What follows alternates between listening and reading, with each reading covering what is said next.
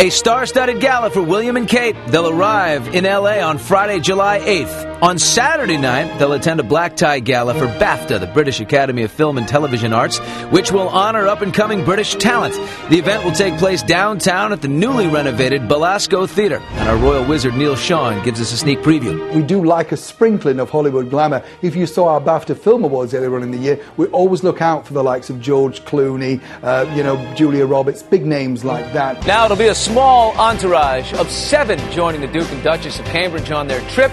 Though her fashion will be on full display, Kate will not be accompanied by a dresser, but will have her hairstylist James Price on hand. I have this on good authority. Check out some of Catherine's clothes on this tour, because I wouldn't be too surprised if you spotted a posh design frock on that body.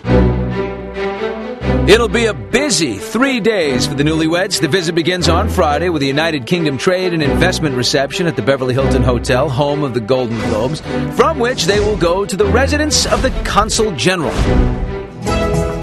Saturday will begin with William taking to horseback as he participates in a charity polo match at the Santa Barbara Polo Club. Catherine will hand out the trophy.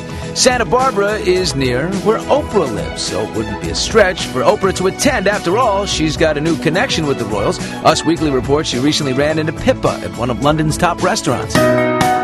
On Sunday morning, the couple will have some private time, after which they will visit the Inner City Arts School. Next, it's off to a job fair for veterans at Sony Studios before departing back home. Neil believes the trip could include celebrity encounters we don't know about, just like a previous royal trip did. When Prince Charles came to Hollywood in the middle 70s, he set out to meet the one and only, the very delicious Farrah Fawcett, who was, of course, the huge star of Charlie's Angels at the time. That wasn't on the itinerary at all.